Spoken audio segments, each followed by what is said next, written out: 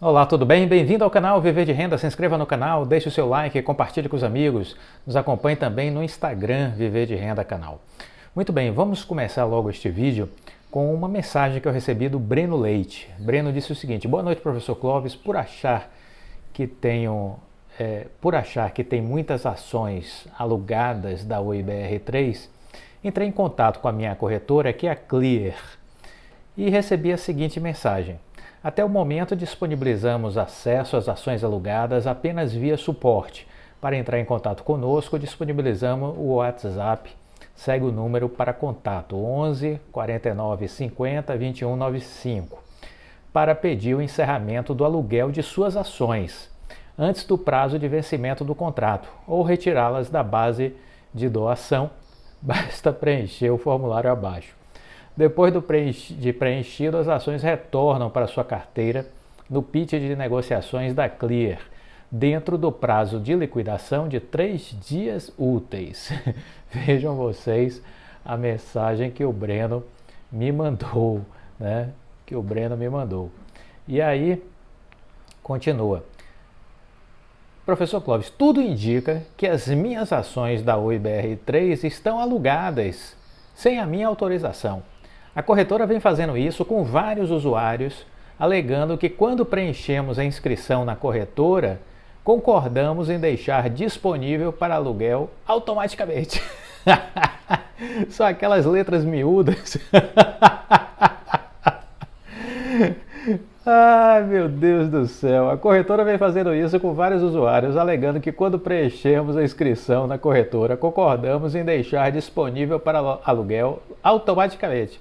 Estou lhe passando tal situação para alertar os demais investidores da Oi sobre essa situação da Clear e verificar, né, o que está ocorrendo com as suas ações da Oi e também em outras corretoras. Vale dar uma checada. Aí ele disse: lógico, se isso for possível, desde já agradeço, professor Clóvis. Aí eu disse a ele: olha, Breno, perfeito, farei isso. Incrível, disse eu, incrível que isso esteja acontecendo. Eu sugiro que você preste uma queixa na CVM, que é a Comissão de Valores Mobiliários. Ao meu ver, eles estão enganando as pessoas. Foi minha opinião para com ele, né? E aí ele terminou me respondendo. Eu já mandei um e-mail em resposta para a Clear, dizendo que iria abrir uma queixa justamente na CVM. Exatamente, eu fiquei muito chateado com essa resposta da corretora. Detalhe, vão levar 3 dias úteis para devolver as minhas ações e que não autorizei ser colocadas para o aluguel. Eu disse: é um absurdo, são aquelas letras miúdas de contrato que você não lê e que eles se utilizam, né, da sua boa fé e ficam tirando proveito do aluguel de ações, né? Então veja aí uma prática da Clear. Vale a pena todo mundo que tem conta lá olhar e ver em outras corretoras se isso está acontecendo. Ao meu ver, isso não é uma coisa ética. E se você está numa corretora que está fazendo isso, lhe enganando, ou seja, não está fazendo isso de forma transparente, está usando de subterfúgio, de letras pequenas lá no contrato que dizem que você autorizou automaticamente, saia dessa corretora. Saia dessa corretora. Eu não ficaria. Nesta corretora eu não ficaria. Se alguma corretora está me passando a perna sem eu saber, fazendo algo que eu não prestei atenção, eu não ficaria mais nessa corretora. Então reflitam, cada um toma a sua decisão. Uma outra coisa que eu queria comentar com vocês é uma matéria que saiu na BBC, que é um informe de notícias de Londres, dizendo o seguinte: olha, o Brasil desperdiça 40% do talento de suas crianças. Quem deu essa declaração foi o Banco Mundial. Em um estudo inédito, o Banco Mundial estima que o PIB brasileiro poderia ser, veja vocês, 158% maior, 158% maior o PIB brasileiro, se as crianças desenvolvessem suas habilidades ao máximo, e se o país chegasse ao pleno emprego. Temos falado muito sobre essa tragédia do salário mínimo, porque é uma tragédia, né? Uma pessoa condenada a receber o salário mínimo é uma tragédia grotesca, né? gigantesca, a pessoa condenada a viver com salário mínimo, que é um salário de miséria. Então a pessoa recebeu o certificado e disse a ele, o certificado está lá escrito, você é um miserável, você só ganha um salário mínimo. Mas eu tenho dito aqui que o problema é a questão educacional. Então veja essa pesquisa divulgada, esse estudo e essa declaração divulgado pelo Banco Mundial, de que a raiz dos problemas do Brasil está na educação de má qualidade, que é um desastre, a escola pública é um lixo, a despeito de toda a questão que a gente precisa ter de entender as dificuldades dos professores, de reconhecer aqueles que se destacam, não são todos que se destacam, vamos separar o joio do trigo. Tem professor ruim também, viu? Não vamos ficar nessa demagogia. De vez em quando eu vejo algumas pessoas dizendo temos que defender o professor brasileiro. Não, demagogia, né? Que é isso? Vamos defender os professores que dão resultados, os professores que fazem a diferença na sua atividade. Não são todos não, em nenhuma profissão isso acontece. Né? Em nenhuma profissão isso acontece. Então a gente tem que defender os bons. Quando a gente generaliza, não, vamos defender os administradores, vamos defender os médicos. Não, tem médico ruim, tem professor ruim, tem administrador ruim, tem economista ruim, entendeu? Tem empresário ruim, tem um monte de coisa ruim. E tem os bons. Vamos falar dos bons, dos exemplos. Ah, sim, vamos bater palma para esse. Vamos bater palma para os professores que fazem a diferença na educação brasileira, porque existem sim diversos fazendo isso todos os dias. Mas a escola pública é um lixo, a despeito de todo o trabalho missionário de muitos professores que dão o máximo e conseguem tirar bons resultados da sua prática. Mas ainda assim, as escolas não ajudam, o sistema está morto, né? Apodrecido o sistema educacional brasileiro da estrutura pública. E aí, a matéria da BBC diz, os talentos desperdiçados todos os dias no Brasil. Talentos desperdiçados todos os dias no Brasil. Uma criança brasileira nascida em 2019 deve alcançar, em média, apenas 60% do seu potencial humano. Apenas 60% do seu potencial humano. É o que eu digo aqui, vai ficar com déficit. Déficit cognitivo, déficit de aprendizagem. E que chega uma certa idade, uma amiga minha já me ensinou, olha, esquece, já perdeu, entendeu? Não recupera mais. Tem uma certa idade que você perdeu a guerra, entendeu? A pessoa já não consegue mais se recuperar. Então, é isso que a matéria está dizendo. Uma criança brasileira nascida em 2019 deve alcançar, em média, apenas 60% do seu potencial humano ao completar 18 anos. Ao completar 18 anos. Esse é um cálculo feito inédito, esse cálculo foi feito um estudo inédito pelo Banco Mundial, ao qual a BBC teve acesso. Isso significa que 40% de todo o talento possível de ser desenvolvido no Brasil é deixado de lado, em média. Capital humano é o conjunto de habilidades que os indivíduos acumulam ao longo da vida, explica Hildo Luttart, economista do Banco Mundial e um dos autores do estudo. Essas habilidades acumuladas determinam, por exemplo, o nível de renda e as oportunidades de trabalho que uma pessoa vai ter em sua vida, e impactam na produtividade, impactam no tamanho do PIB e na capacidade de gerar riqueza de um país. É isso. E isso compromete o crescimento do país, o desenvolvimento das empresas. Temos dito 400 mil vagas na área de tecnologia abertas, não conseguem ser preenchidas porque não tem gente capacitada para ocupar as vagas. Enquanto isso, 38% das pessoas ganhando um salário mínimo, que é um salário de miséria, né? É isso a realidade do Brasil. Outra coisa para compartilhar com vocês, falta de chips deixa 95 mil carros da General Motors inacabados. Veja vocês, estamos alertando para a problemática de março, né, do fechamento do Porto de Xangai, que ficou aí mais de 45 dias e gerou atraso, engarrafamento lá dos navios atracados, né, comprometeu o fluxo de distribuição. Isso gera inflação, isso gera custos, isso gera problemas nas cadeias de produção. Então, existe aí um problema que começou na pandemia, vinha reduzindo esse problema e voltou a crescer por conta do fechamento do Porto de Xangai. Então, a escassez global de chips para computador, de outras peças, forçou a General Motors a produzir 95 mil veículos sem certos componentes no segundo trimestre deste ano. A montadora disse em comunicado aos reguladores federais na sexta-feira que a maioria dos veículos incompletos foi produzida em junho e que espera que a maioria deles seja concluída e vendida a revendedores antes do final do ano. Então veja como comprometeu não só a produção como a distribuição, né? Os veículos não vendidos representam 16% do total das vendas da General Motors de abril a junho. A empresa disse que vendeu mais de 582 mil veículos durante o trimestre, uma queda de 16% em relação ao ano anterior. A empresa reafirmou sua previsão de lucro líquido de 9,6 bilhões de dólares a 11,2 bilhões de dólares neste ano,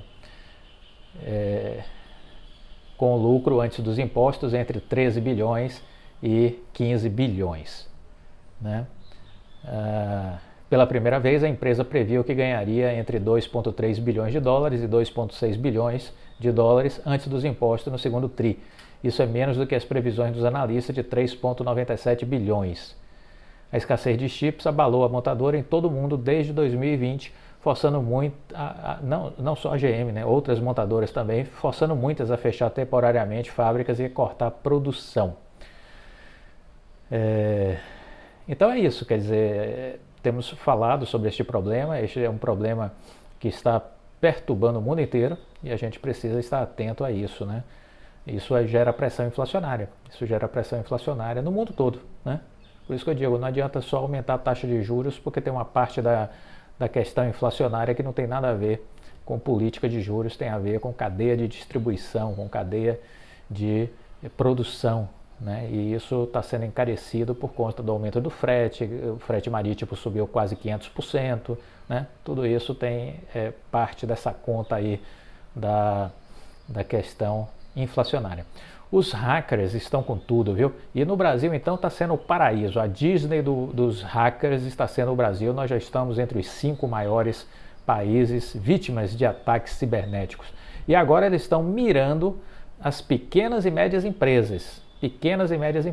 Né? Tem as grandes que eles estão de olho, mas agora também começaram a bater os olhos nas pequenas e médias empresas.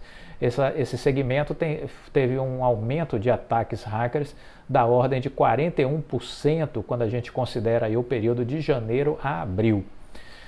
Um relatório da Kaspersky, empresa internacional de cibersegurança, aponta que os ataques hackers em pequenas e médias empresas brasileiras cresceram 41% de janeiro a abril deste ano em comparação com 2021. Segundo a análise da empresa, os principais golpes são roubo de senhas corporativas, ataque via internet, invasão de redes que exploram o trabalho remoto. Então, está aí um problema mundial e que no Brasil vai ganhando escala, né? Esse tipo de ataque vem diminuindo no mundo, mas no Brasil vem crescendo e ampliando-se, né, de forma muito rápida e consistente, esses ataques hackers. Sempre falamos nisso porque a gente tem aí a questão do posicionamento da Oi, né, do posicionamento na área de cibersegurança. Então, se os hackers estão atacando mais o Brasil, a gente precisa estar de olho, porque isso é mais trabalho, sim, é mais demanda de trabalho para a Oi Soluções, que atua neste segmento. A Oi Soluções atua exatamente neste segmento. Muito bem. Eu queria dizer também o seguinte, antes da gente entrar em outros assuntos, eu queria reforçar aqui o meu entendimento de que nós já viramos a página da recuperação judicial. Esqueçam este assunto, que recuperação judicial da Oi não mais nos interessa. Isso acabou, ponto. Falta uma decisão judicial que vai ser protocolada em algum dia. O juiz Fernando Viana vai assinar e mandar publicar. Nos interessa mais esse assunto apenas para uma questão de ver a ação voltar para o jogo da primeira divisão, subir para a primeira divisão de fato, inaugurar sua presença neste novo campeonato fora da recuperação judicial e ver se vai ter fluxo comprador, sobretudo dos estrangeiros, porque os institucionais nesse momento estão fora. Então, a única relevância agora do que a gente tem que olhar com relação à recuperação judicial é o dia seguinte do anúncio, é para ver se vai ter fluxo investidor, em especial dos estrangeiros. Mas do ponto de vista objetivo da questão da recuperação judicial, não há nada mais a ser feito. Falta apenas o Ministério Público se manifestar a pedido do juiz. Ele já se manifestou lá atrás, favorável ao encerramento da recuperação judicial, então espera-se que nada tenha mudado de lá para cá, o Ministério Público do Estado do Rio de Janeiro. Da parte do juiz, é um ato formal de dizer, ó, acabou.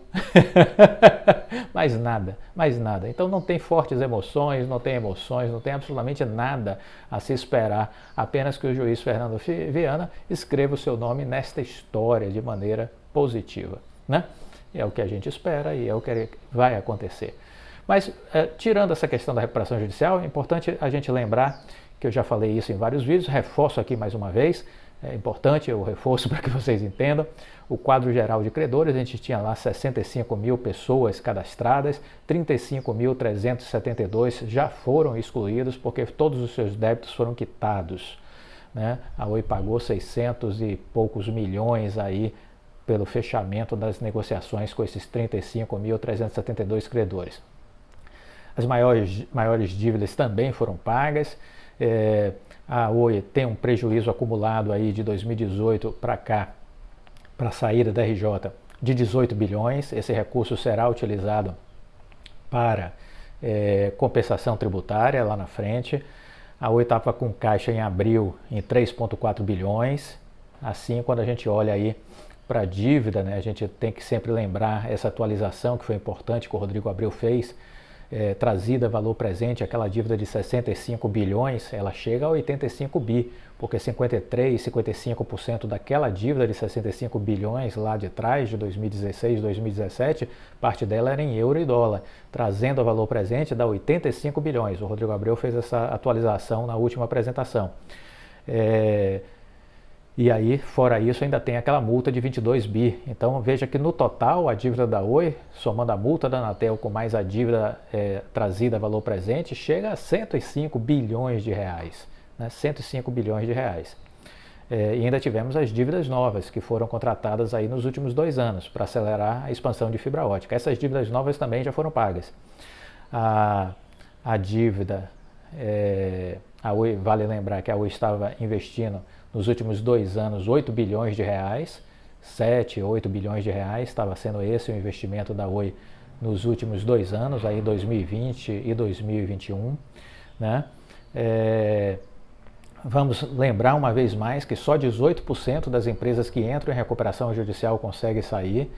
Dessas que saem, 80%, 90% estão condenadas à irrelevância. A Oi está saindo da recuperação judicial e não é uma empresa irrelevante. É uma empresa que fatura 11 bilhões de reais neste momento. 11 bilhões de reais é a projeção de faturamento até dezembro. Então vejam vocês, é só você entrar aí na lista das maiores empresas da revista Exame ou do Valor Econômico e verificar quantas são as empresas que faturam no ano mais de 10 bilhões de reais. Você vai ver que são muito poucas. Então a Oi não é uma irrelevante, ela já está num clube diferenciado, né? O faturamento aí deste ano já projetado de 11 milhões, eu ainda calculo que pode chegar a 12, apenas com um crescimento aí de 10% na projeção que a Oi fez, entendeu? Apenas aí um crescimento adicional de 10% já nos leva a 12 bilhões. Então, essa empresa vai estar investindo menos, não mais essa ordem de 7, 8 bilhões, vai ter um investimentos aí na casa de 1,6 bi por ano e transita o bastão dos investimentos para a Vital. Então a Vital vai fazer este papel de manter ativo aí 7 bilhões e meio de investimentos por ano até 2025, totalizando 30 bilhões. Né? A dívida remanescente da Oi, portanto, na saída da recuperação judicial, eu estou trabalhando com um cenário de 14 bilhões. Vamos esperar o resultado do segundo TRI, né? Mas eu estou trabalhando com um cenário de 14 bilhões. Pode ser até menos. Eu estou até otimista que a gente seja surpreendido e que seja menos a dívida na saída da recuperação judicial. Então, a gente tem aí as metas, né? As metas da Vital para 2025 é chegar a 34 milhões de casas passadas. A Oi pretende chegar com 8,1 milhões de casas conectadas, certo? 8,1 milhões de casas conectadas. Esse crescimento da Vital vai se dar crescimento orgânico, mas também aquisições, e eu coloco aí no nosso radar a EB Fibra, que é a Aloha e a Vero, como potenciais empresas que poderão ser adquiridas em algum momento aí pela Vital. Na hora que a Vital adquire essas empresas, ela fica com a infraestrutura e vende para a Oi a carteira de clientes. Então é essa dinâmica empresarial que a gente vai enxergar.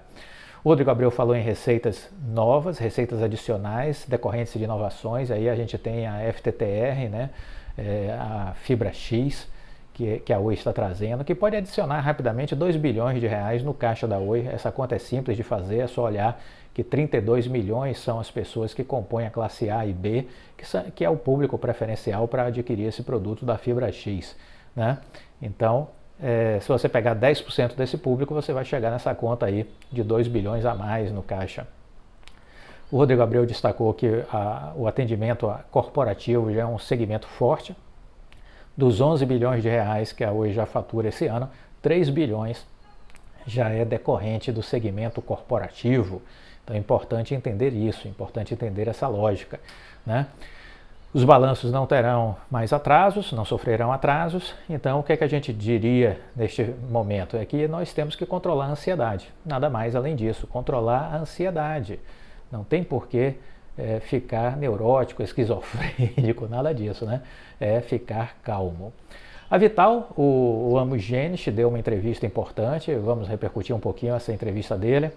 Ele disse que a Vital planeja expandir a ocupação da rede em 75%, né? Em 75%. A Vital não é uma empresa apenas de infraestrutura de fibra ótica, é muito mais do que isso, é uma companhia de infraestrutura digital. É assim que o CEO da empresa, Amo Genisch, quer posicionar o negócio, que nasceu a partir da separação estrutural da rede da Oi, dentro do seu processo de recuperação judicial, que está prestes de conclusão. A expectativa é que, gerida separadamente, a ocupação da rede possa subir de aproximadamente 23% para 40%. Essa é a taxa que a Amo Genisch pretende obter para o negócio, já nos primeiros anos de gestão, conforme contou em entrevista ao Exame In. Trata-se de um salto de 75% no percentual de ocupação em relação ao status atual. Nesse primeiro ano de vida, a Vital deve ter uma receita líquida de 5 bilhões. Metade disso vem da Oi, que é o principal cliente. A companhia também fechou a captação de 5,7 bilhões em dívida, recursos obtidos para investimentos. Isso foi feito esse levantamento de recursos foi feito com 7 instituições financeiras do Brasil e do exterior. É possível que a empresa faça sua oferta pública inicial em 2023, eu acho que vai ser um pouco mais para frente, 2025, mas vamos aguardar, né? Será a primeira companhia de infraestrutura digital listada na Bolsa Brasileira? Comenta Exame. Eu acredito que não.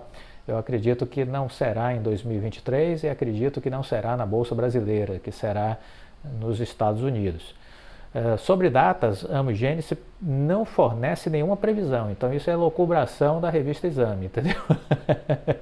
Ele preferiu não fornecer nenhuma previsão, reforça que a empresa tem condições de se financiar.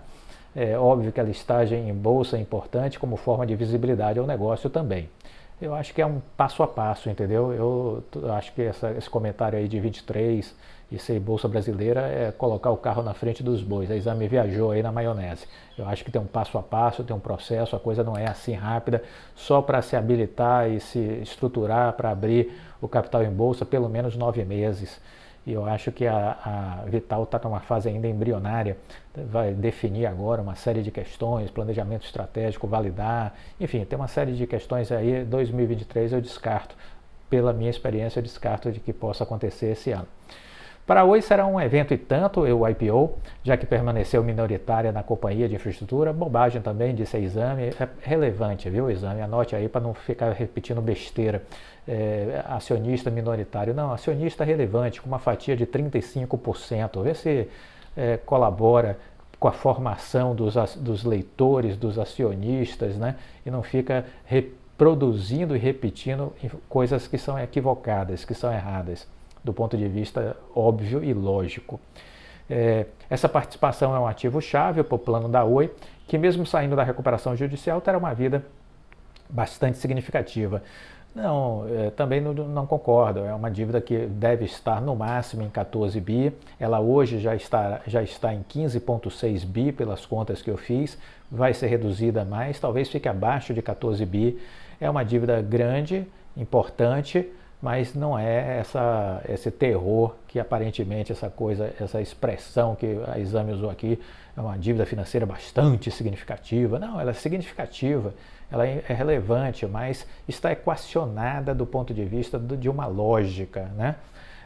Após pagar compromissos, no primeiro semestre a empresa já teve aí, tem cerca de 19 bilhões de vencimentos financeiros e eu trago a 15,6, as contas eu já fiz e já compartilhei para vocês. Então esses 19 para mim já morreram também.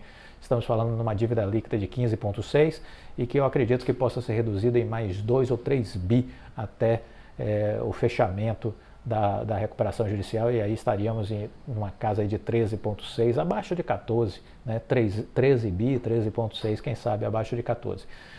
Quando a Oi passou o negócio, né, a liderança do negócio para o BTG Pactual, em relação à Vital, ele deixou já 16 milhões de casas passadas com fibra, e nesse ambiente, nesse universo que a rede de fibra já estava disponível, né, a Oi tinha de 3,5 a 4 milhões de clientes conectados.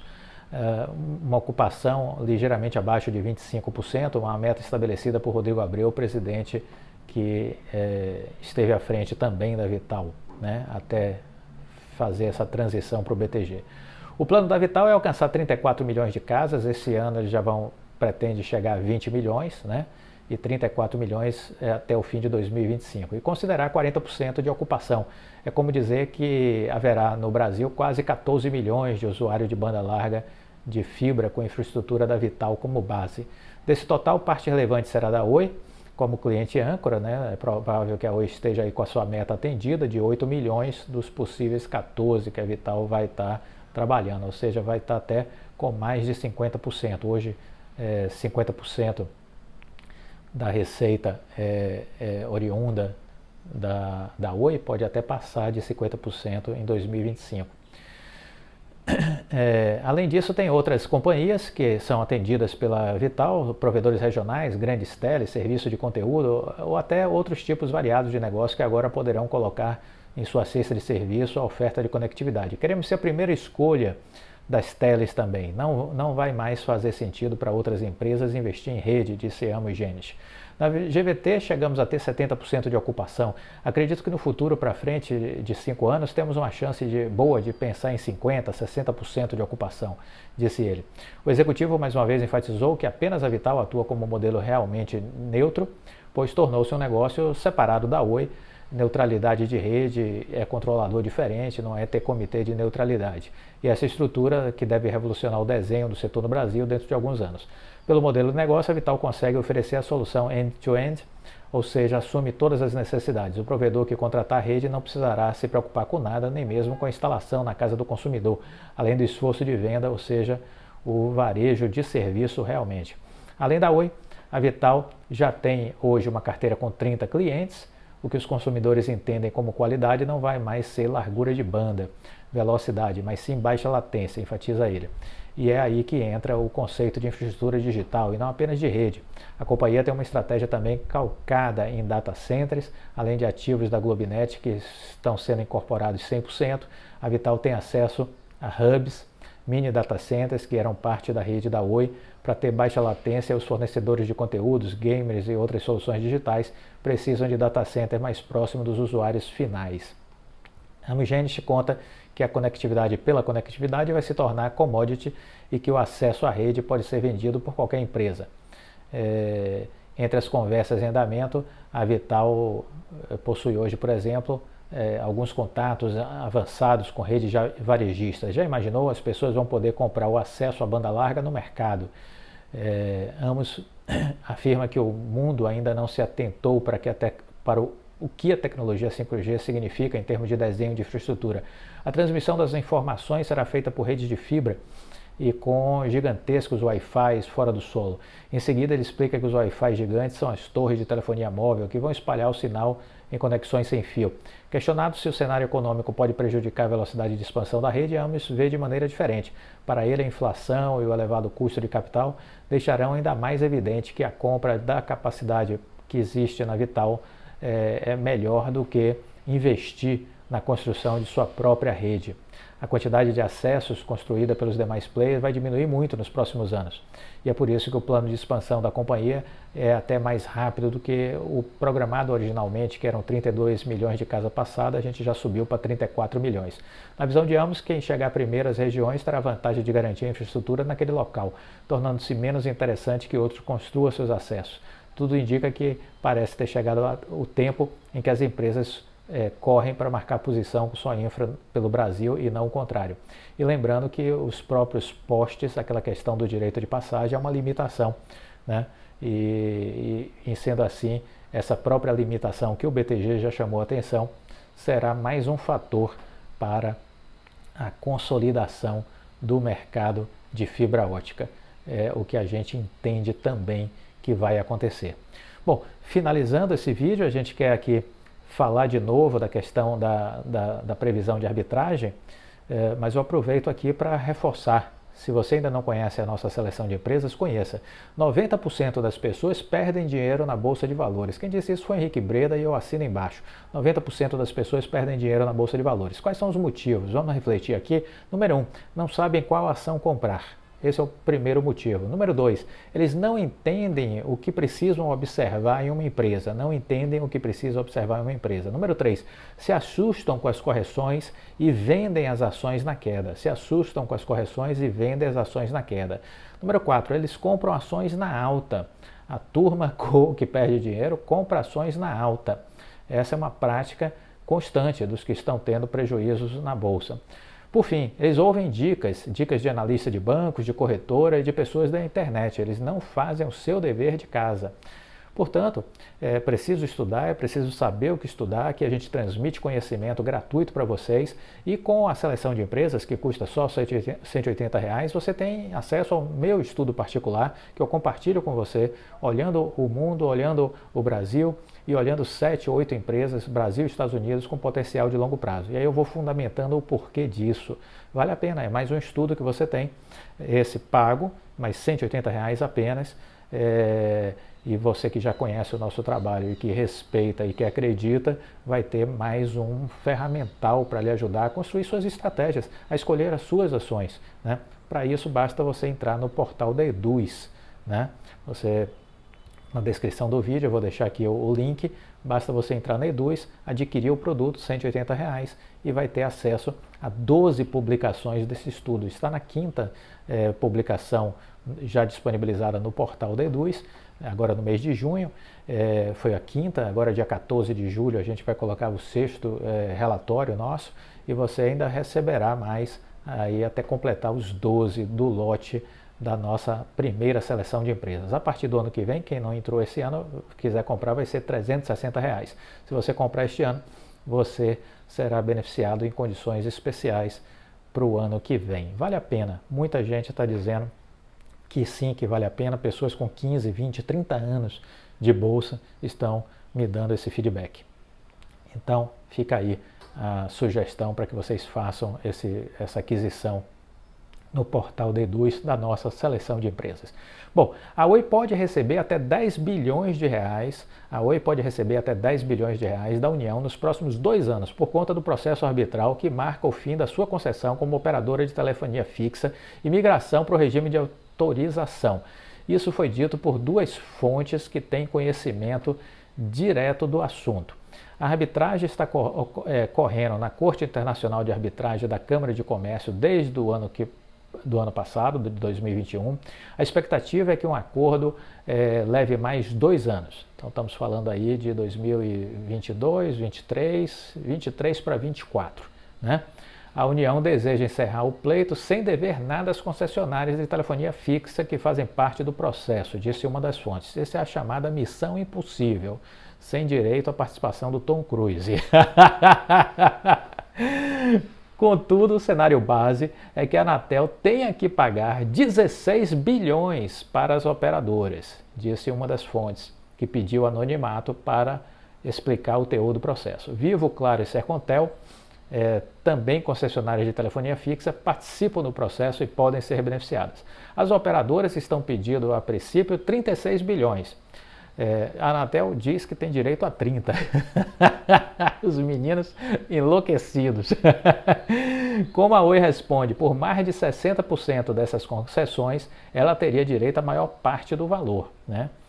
Então, as operadoras estão pedindo 36 bilhões no total e a Oi responde por mais de 60% dessas concessões. Então, ela teria direito à maior parte do valor.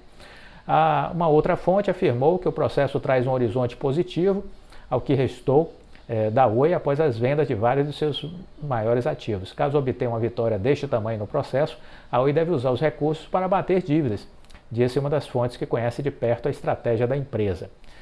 A Anatel não se manifestou aos pedidos de comentário do site que deu essa notícia, que foi o Scoop. Deixa eu ver o que mais. Eles são ligados a um site chamado Scoop by Mover. Então, eles tentaram contato com a Anatel, mas a Anatel não quis se pronunciar. Então, com o fim da concessão, um capítulo importante será concluído aí na história da Oi com um saldo extremamente positivo para a companhia. A obsolescência da concessão foi um dos motivos para o seu rendimento abaixo dos pares operadores por conta das múltiplas obrigações de investimentos e multas recorrentes, viciosas, viciantes, aplicadas pela Anatel. Uma farra, né? A Oi disse que, além da arbitragem, busca rever junto à Anatel o dispêndio de recursos na prestação de um serviço em obsolescência, já universalizado, em decadência de uso e irrelevante quando comparado ao total de acessos físicos de telecomunicações e serviços. Quanto aos montantes mencionados, um porta-voz da Oi também disse que não podia comentar por conta de sigilo do processo de arbitragem. Vivo, Claro e Sercontel também não quiseram se pronunciar, mas são parte interessada nesse assunto. Então, os valores ainda não estão fechados e isso ainda temos que aguardar. Mas existe aí alguns primeiros bastidores falando de que a Oi pode receber até 10 bilhões de reais.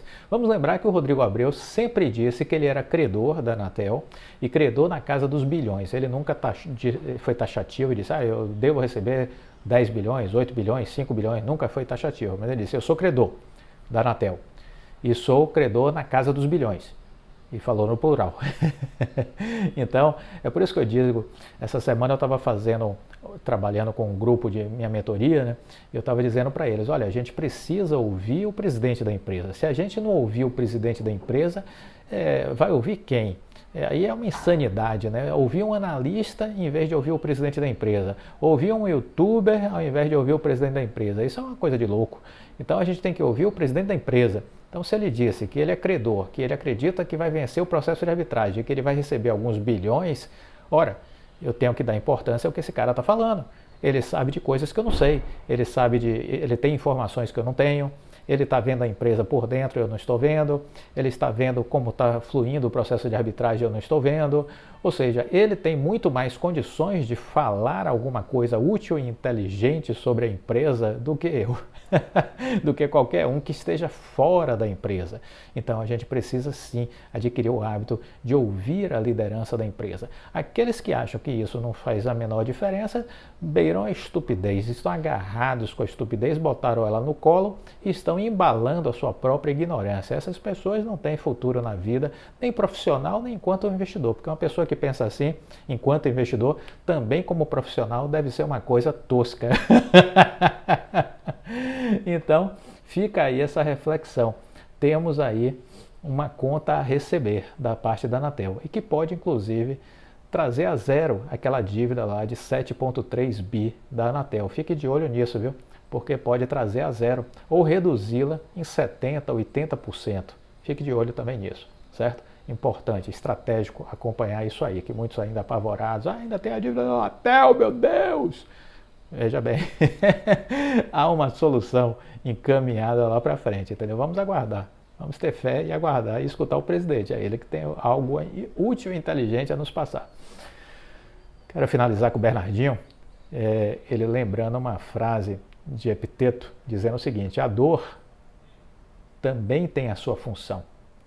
Quando ela vem e a vida naturalmente nos coloca em situações de dor e sofrimento, seria algo de grande proveito para qualquer ser humano que, se diante da dor, aprendesse a trazer isso para dentro de si e, através de reflexões, atingir um estado de consciência que permitisse a ele transcender o sentimento da dor e alcançar uma vida, uma nova visão a respeito da vida. É alcançar uma nova visão a respeito da vida. É isso. Existem momentos difíceis, existem momentos que nos exigem sacrifícios, aprendizados. Vamos aprender. Não nos fechemos ao aprendizado. Vamos aprender. Vamos tirar dos erros, dos acidentes de percurso, das coisas que não deram certo, as melhores lições para as nossas vidas. Com isso, me despeço de vocês neste final de semana. Desejo a todos uma excelente semana que está por vir e agradeço uma vez mais pela sua companhia. Estamos comemorando desde o dia 5, 2 anos de vida do canal Viver de Renda. Estamos com 1.500 vídeos publicados e 6 milhões de visualizações. Meu muito obrigado a vocês que valorizam o trabalho que a gente faz aqui gratuito e que fazem parte dessa história. Meu muito obrigado de coração. Divulguem mais o canal com seus amigos, divulguem suas redes sociais, no Instagram, no Facebook. Ajudem para que o canal cresça e que a gente possa estar rapidamente celebrando aí 40 mil, 50 mil inscritos e o canal possa alcançar mais pessoas e fazer a diferença na vida de mais gente. Conto com a parceria com vocês. Fiquem com Deus. Uma excelente semana. Deixa o like. Boa noite. Tchau.